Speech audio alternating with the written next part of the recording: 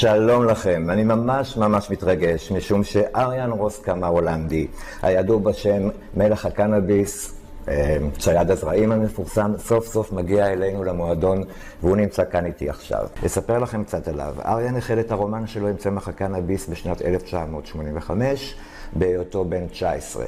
זו בכל מקרה הגרסה הרשמית, יש כאלה שאומרים שזה היה הרבה לפני. העניין שלו בצמח משך אותו לגדל זנים מיוחדים, מכל מיני זרעים אקזוטיים שהוא קיבל מחברים שביקרו במקומות כמו הודו, נפאל, תאילנד, אפריקה ומקומות אחרים. בשנת 1992 הוא פתח את הקופי שופ הראשון שלו, באמסטרדם כמובן, The Greenhouse, שבה הוא מכר בעיקר את הזנים שהוא פיתח. שנה אחת בלבד לאחר מכן, הגרינהאוס זכה במקום הראשון בתחרות הקנאביס קאפ המפורסמת, ובשנה שלאחר מכן הוא כבר זכה כמעט בכל הגביעים האפשריים בתחרות. אריאן מוכר גם בתואר צייד הזרעים, The Seed Hunter, בזכות סדרת טלוויזיה דוקומנטרית שהוא עושה ועדיין עושה, במסגרת החיפוש שלו אחר זרעי קנאביס ייחודיים במקומות המדהימים ביותר בעולם. It is a great pleasure to have you with us. Thank you very much. I'm so happy to be here. It's great. Is it your first visit to Israel? Yes. This is my first visit. This country in 93 that I visit. Oh. And yeah. And now what took you so long? I have no idea. This part of the world I didn't visit much. Thanks to Alex and the people from Greencom here in Israel, they invited me to come over and have a look at their facility. So. And how do you like us so far here in the Holy Land? I like it a lot. The food is amazing, I have to say. Yes, I get really well fed everywhere. No, I'm having a great time. Thanks for having me. Thank you for being here. Arian, how many strains of cannabis strain have you developed so far? Can you remember? Can you count them? No, I cannot count them. It's also a little bit difficult to say how much did you develop them because, you know, hundreds in time. What strain is the most popular, do you think, among those that you... Well, look, there is one strain that's immense popular. That's probably the most popular strain in the world. It's Super Lemon Haze. Which is the one that I like. That's why I asked. And you know you're going to go that direction. So for me, it's like listening to the Pink Floyd music and finally meeting with Roger Waters or David Gilmour. Well, thanks for the compliment. Yeah, that's an amazing strain, you know. It's just a very nice strain, and it's all over the world. It's used in many breeding programs. Many of my colleague breeders from other seed companies use it, which is an honor for us, of course. And yeah, it's just an amazing strain. Do you think they will eventually prohibit cannabis to tourists in Amsterdam? Look, we are fighting day and night with the mayor we have right now. It's a very big issue. I don't think it's going to happen. I think we can stop it. We are fighting very hard. It's a crazy story ready for disaster. I don't believe it will happen. I don't think it will be happening because I hope Dutch government will realize this is a really bad idea, you know. I think we should just legalize marijuana in the whole world and it will solve a lot of problems, you know.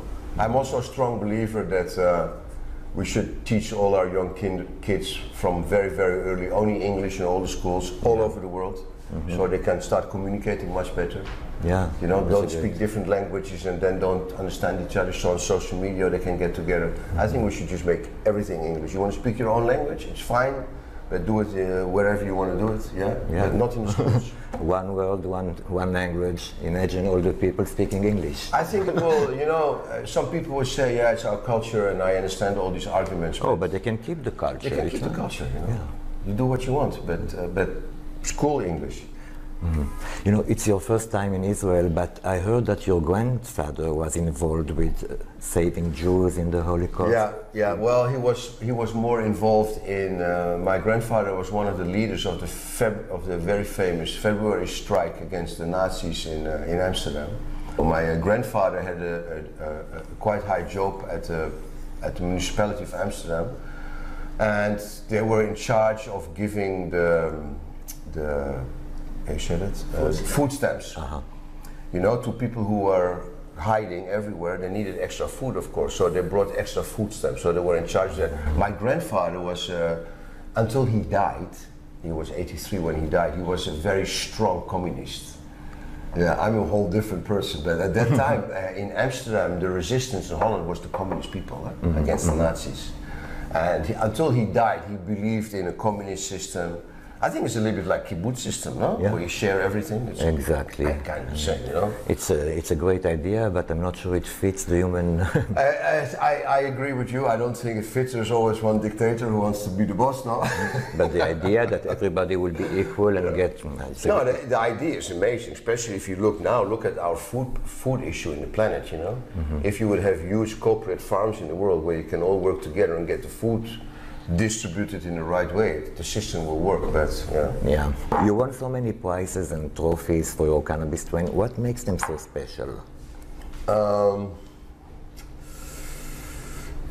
I believe you earn more trophy than any other. Yeah, well, we won 44 cannabis cups and a lot of other trophies.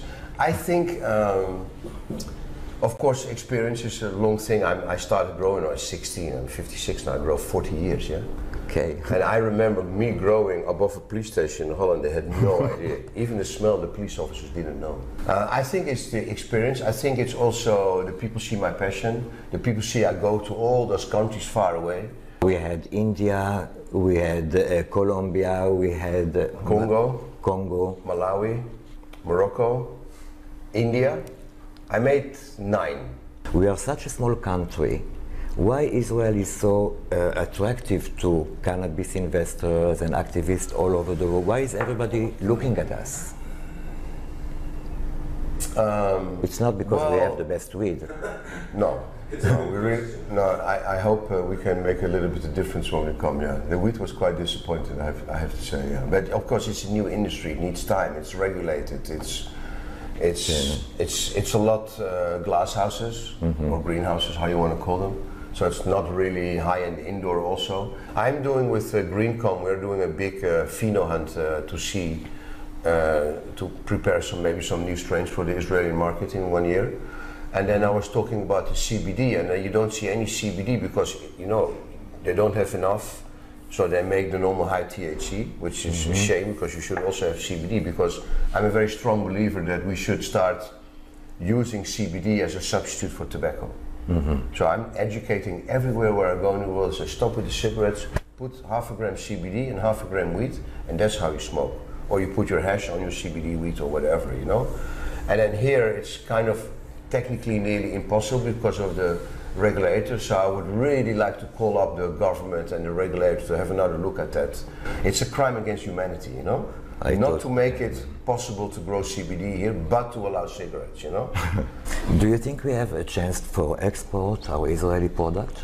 Not if you radiate it. Not if we radiate it. You kill it.